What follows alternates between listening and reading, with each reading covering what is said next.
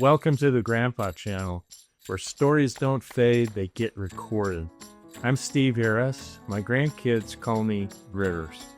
This podcast is where grandpas and grandchildren pull up a chair, turn on a mic, and let her rip. Grandpa stories are chock full of wisdom, life lessons, and frankly, funny as hell. Your stories are the magic elixir to help your grandkids navigate Mr. Toad's wild ride, aka life. Let's Grandpa. This episode of the Grandpa Channel is brought to you by Harris Big H, home of wonderful hamburgers, French fries, onion rings, the magical and medicinal, so I say, root beer freeze. Head to Hires and treat yourself like the legend that you are. Now back to the channel. This is Rivers, aka Steve, and I have an incredible guest here on the Grandpa Channel. This is my wonderful friend Brent Dial, and Brent has been a neighbor for over 30 years, and he's in the Harris Family Hall of Fame, a unanimous choice, I might add. And so whenever his name is spoken, it is with deep reverence. I just want you to... So anyway, I wanted just to kind of explore. Tell us how many grandkids you have. Jonah and I have 17 grandkids. Well, yeah. Take your breath away. No, You know? it's a constant fun experience. So what's the age range on that? They go from 28 down to 3 months. And this is kind of a loaded question. They might even call it a leading question, but do you find grandparenting challenging at times, or is it always just lollipops and rainbows? It's challenging at times because you care about these grandkids just like you care about your own kids. They're our family. And so we struggle. Are we doing things right? Are we making mistakes? Do they feel like we really love them? So, yes, it's a constant concern, and we lie awake at night sometimes struggling with answers. Now, you mentioned before, just before we went on, and what your interactions were. Okay, now. That was a long time ago, but I'll tell you about my mother's father. His name was Jesse Jensen, and they lived in a little town in Gridley, California. So I didn't get to see him much because we lived in Salt Lake. But when we did see him, it was interesting. He was a dog catcher and went for animal control. And he loved animals. We really did. And so every time we went out to see him and visit with him, it was interesting because he would always give us a gift to take home with us, a stray little puppy. And my mom did not appreciate that. We learned from him also how to love and take care of animals, especially stray animals that needed a home. So I learned that from him. Also, he was kind of a farmer. He raised some pecans and walnuts, and so he was busy cracking those walnuts and pecans and giving them to neighbors and friends because he was very service-oriented. Interesting. Now, your other grandpa. My other grandpa, his name was Samuel. Sam, we called him, Sam Dial. And he was an interesting man, a large man. He had 5 sons, which my father, Dennis, was one of them, and 5 daughters. He worked for Kennecott Copper, and I really remember something that he was very good at. He would make hunting knives in the shop out of Kennecott, and these hunting knives were just beautiful. And I was young, and I remember taking them out of a scabbard and feeling how sharp they were and how it left so beautifully. And I remember when I got old enough to deer hunt that I was given one of those knives. And I thought I was so cool. But he was a hard worker. He loved to play games with my dad and his brothers, especially pinochle. And boy, they got in some arguments on that game. But he was a wonderful man. I remember when my grandma, Elja, died, that my grandpa came to live with our family. And that was an interesting experience because he was kind of gruff, but he was a wonderful man. And my mom would take care to play checkers with him every day. He loved to play games. So she was a good checker player, and he was too. So They were competitive and had some good games, but then I remember he'd always let me come in and play a game. And then one other experience or two that I remember about my grandpa's. When I was first born out in Granger, 5 or 6, we used to go down to his home. He had a big gray home he boarded some other individuals. And I remember we played on his property a lot. And I remember on long sunny days, but in between the sidewalk slabs, they had black tar. That's how they kind of softened the level and leveled up the sidewalks. Pick out some of that black tar and chew it like it was black. That explains some of the problem. I know. I got to talk to him. That's good tar. But it was actually, why do I remember that? I don't know. But I remember that about his place down there by the Jordan River in Granger. And then when he lived with us, we would catch him crying some days. And I asked my mom, what's going on with Grandpa? He used to watch, I think it was General Hospital, and he got so involved in that drama that he would end up crying some days. And my mom said, you just leave him alone for a while. He'll get over it. Did he have more sentimental as time went by? I think he just missed us a lot, but he was a great man too. So you had these two grandfathers, and then tell me about your dad. I've met him a couple of times, and by all accounts, just an incredible person. And then I'd like you to talk about how your dad, what were some of his characteristics as a grandpa to your kids? You know, I was so lucky to have my mother and father as parents. I really can't tell you how great a man my dad was. He understood the importance of prioritizing what was important. He was a bishop twice, so busy as a bishop. He had a job that he was very busy, didn't make a lot of money, but always spent time with his family, loving them, and he was there teaching us how to be kind and patient. I remember several experiences that he taught me the importance of service and loving his wife. I never heard him yell at my mother. Now, I don't think that's very ill could say that nowadays, but that's a true statement. He treated my mother as a queen, and in the best way. And that is a great lesson for all of us, how to treat our wives.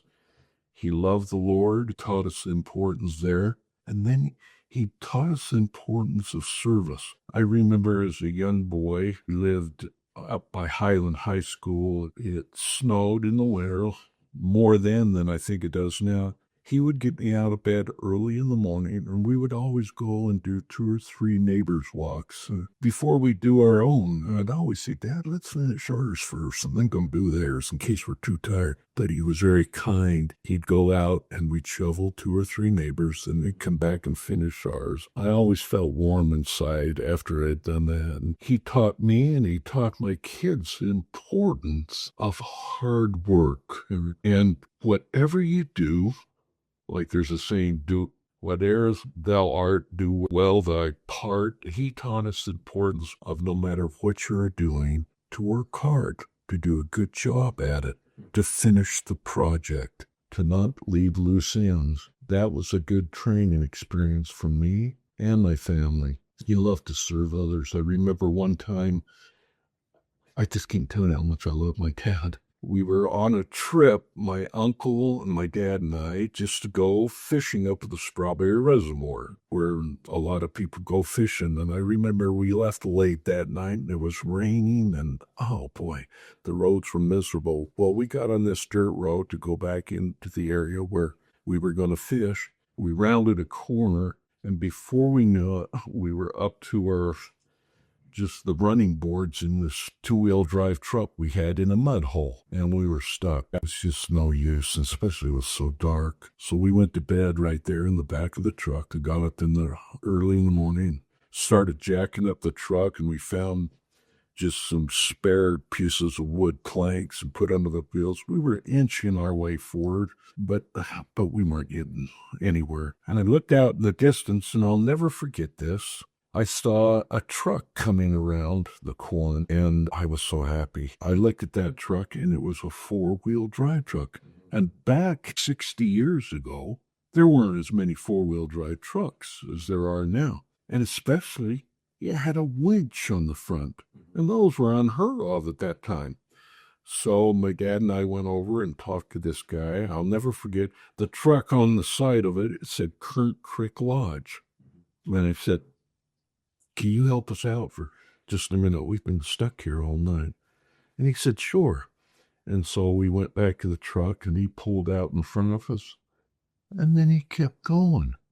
He never stopped to help us get out of that. It would have taken him 10 minutes to hook that winch up to my dad's truck and pull us out. But my dad said, hold it, because I was really mad. I couldn't believe it. Because when you're out in the mountains, you always help one another. Code of the West. No, it's code of the West. And a good way to say it. Yeah. But we worked at it for another couple hours, and finally we got out. And we drove our truck to the end of the road, and there that yellow Ford truck with the winch on, four-wheel drive, was sitting there, and the guy was out fishing somewhere. But my uncle was so upset, he wanted to go and kick the side of the doors in, and I said, no, and I said, let's just let the air out of all his tires, And then my dad said, son, you'll remember this experience all your life. It'll teach you so much. Well, really, I was 15, for a snarl. Oh, yeah. I was really upset. My uncle was too, because he was quite a bit younger than my dad. But we remembered that situation, and we always, from then on, took the opportunity to go out of our way to help other people that were in difficult situations. Well, your dad was a visionary, man. Oh. I mean, to me, that's, grandpa's visionaries is a pretty incredible thing to see into the future. Yeah, to tell me, and I still remember this situation. I remember it in your life.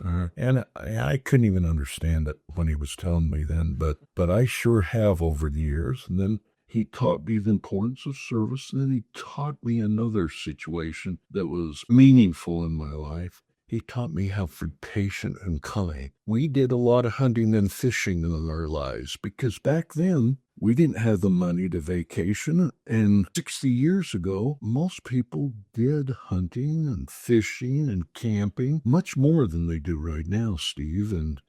But Yeah.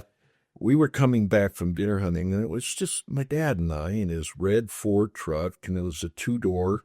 And they didn't have four-door trucks back then, or it was just two-wheel drive. But we were coming out of the canyon there by Heber, and they used to have a deer checking station right there on the outskirts of Heber. And my dad pulled over about 300 yards from the deer checking station. He said, son, check the two rifles. They were hanging in the back window right there off a gun rack. And he said, make sure there's no shells in the chamber there. And so I said, sure, Dad. So I reached up with his gun and just uncocked it and put my finger in there. And I said, yeah, there's no shell there. But I took my gun down and I uncocked it and put my finger up there and said, yeah, there's no shell there. And I took it down.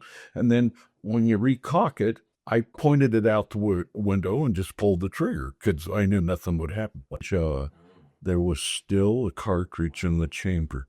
And we're in this two-door truck, and you can understand the compression of the high-powered rifle going off and going through the windshield, 200 or 300 yards from the fishing game right there. And it blew a hole in the windshield, and I wanted to leave this world, right? And I really did. Yeah. I've never felt so ashamed because my dad had always taught me in importance of being safe around rifles, high-powered rifles, and I was. Had a momentary lapse. I didn't take the chance to really do it the right way, but my dad was very quiet, and he just drove into the fish and game station, and they had heard the rifle go off, and my dad rolled down the window, and the fish and game officer said, is everything okay? But they could see the windshield, and they could see me sitting over there, just Distraught.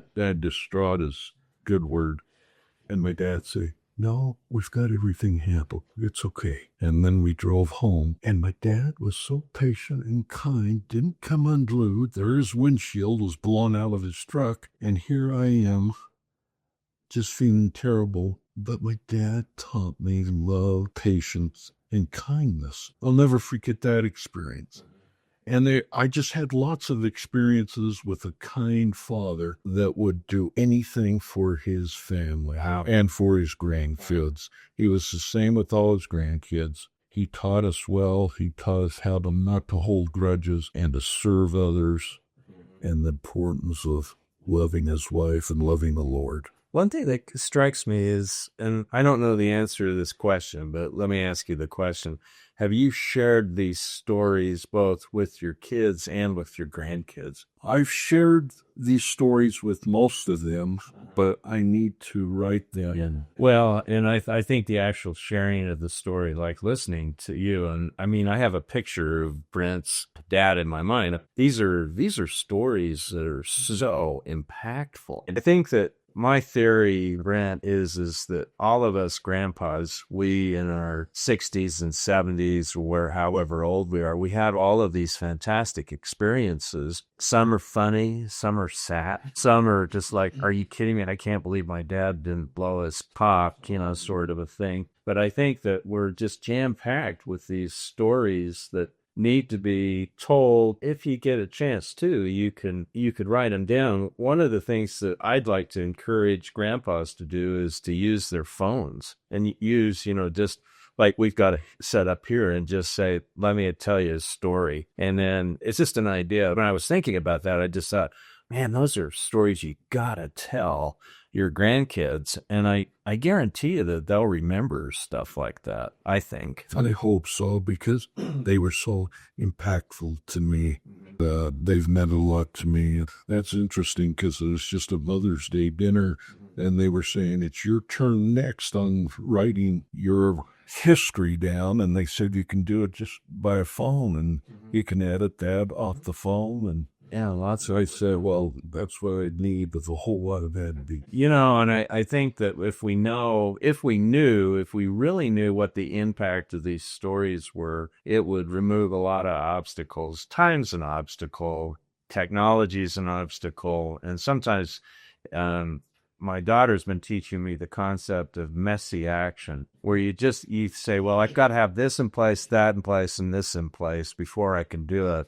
And I just decided that I just needed to move forward. And so about a period of about 3 or 4 months, I did close to 100 little stories on my phone. And let's say that the production value was, I don't know, terrible, but it really kind of opened up my mind to all of these great stories. Okay, so let's change this a little bit. Let me ask you the question. How did your dad grandparent with your kids? And how did he great grandparent with, your grandkids?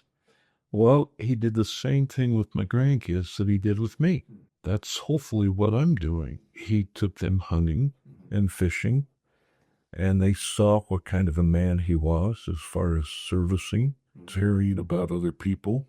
I think that's the greatest lessons. He worked with them. My grandkids saw my dad come into our house and run gas lines into our freestanding fireplace. He'd be on his hands and knees, and he was 75, they saw him working hard, finishing a job, and loving doing it. He wasn't like, your dad and mom asked me to do this in the crowd. It's like he'd be doing 101 different things. He was present with them, and he taught me and my wife that when you're serving other people, you get great joy from that. And that's an important message that we all need to expand.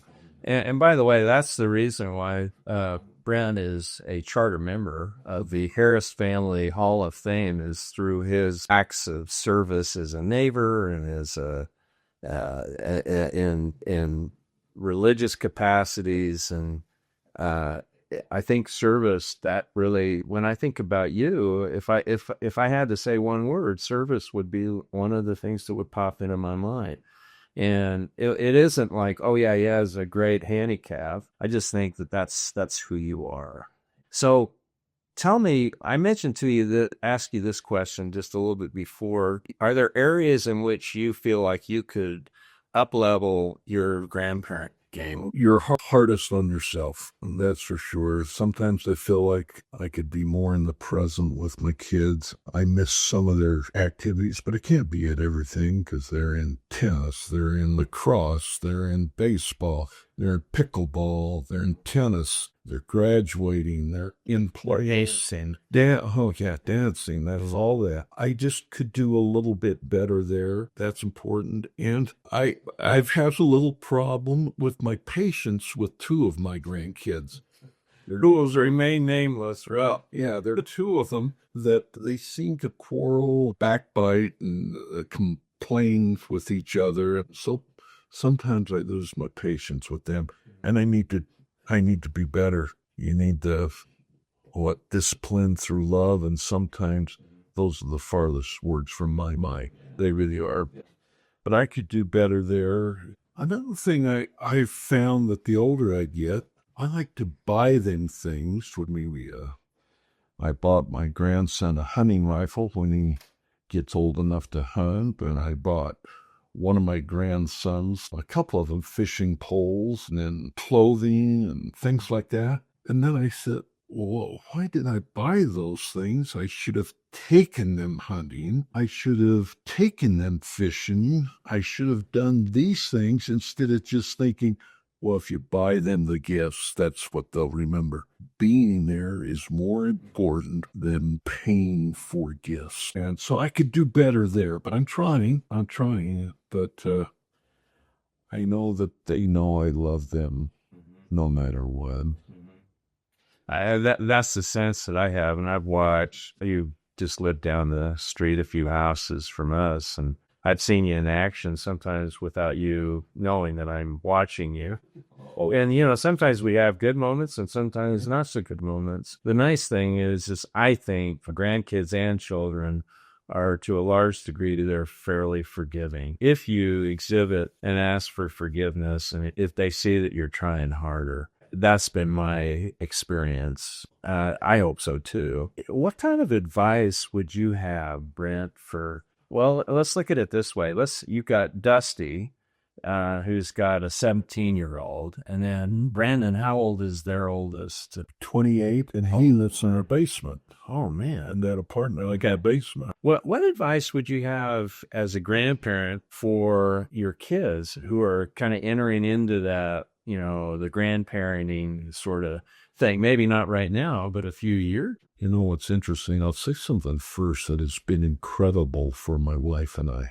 We built our home and then made sure that there was a kitchen downstairs and a whole separate entry so that if any of my kids ever needed a place to stay, they would have the opportunity to stay in our basement, self-sufficient, with the laundry room, the kitchen, bathrooms, bedrooms.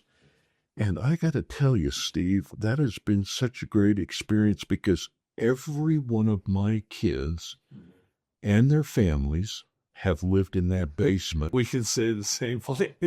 And you know what? Yeah, I have loved every minute. I have too. And I have learned to know my grandkids better because they were downstairs, and sometimes the mothers would send them upstairs, even though I did want to maybe. We'd go outside and cut the grass together, or I'd cut the grass and they'd watch. But I thought that was such a fabulous experience. So I would say if you have the opportunity, make sure that maybe you have an outside entrance into your house. And because in the world that we live in nowadays, you never know what's going to happen. You never know what's going to happen. And that has been great for our family. I've learned so much about my and that we've had the same experience of just seeing grandkids in action at younger ages. And there's a lot of laughter that goes on in our home. I think there's just lots to laugh about. And it's been a blessing. It really Blessing. I hear other people say it's like, I would never do that. I get crazy. Sounds like purgatory. I would never have an outside entrance. No way. Well, I think in some ways we have this.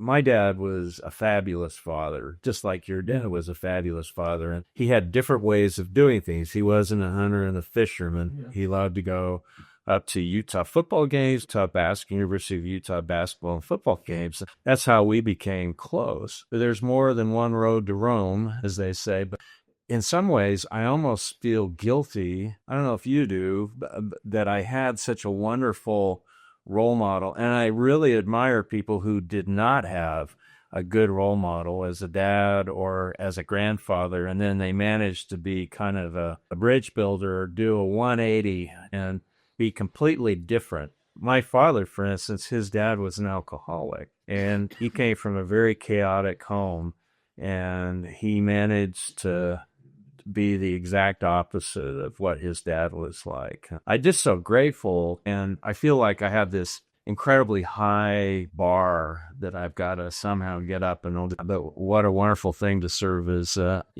example for kids, or grandkids. I feel the same way, Steve. My dad's first name was Dennis. He named me Dennis Brent. But I've had such a difficult time not using just Brent as my name because I never felt as good as my dad. He was so wonderful.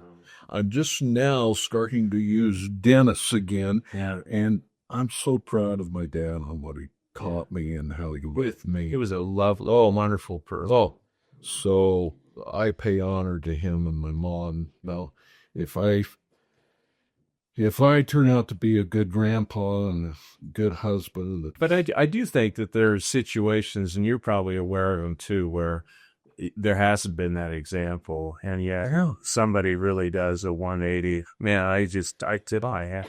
He's just spicy. It's like, how did they do that? But, I feel like I have these high expectation things with my dad. And I feel that you feel the same way. I feel exactly the same. If it makes you feel any better, I think you're absolutely following in the footsteps of your dad. And I am so grateful that you come on and talk and, have been such a wonderful neighbor and friend. We've actually been here 33 years. 33 years. A long time. And you've been a wonderful neighbor. And I was waiting for you to say that. Till you asked me to do this, I love the family. Just thanks for coming on and talking about this. My pleasure. My pleasure. That's it for today's episode of the Grandpa Channel. Leave a review, share it with a friend, or better yet, tell your favorite grandpa. We're on a mission to gather 1 million grandpas, storytellers, wisdom keepers, and lovable wild cards. Until next time, keep the mic hot, the memories fresh, and the jokes just slightly inappropriate. I'm out of here.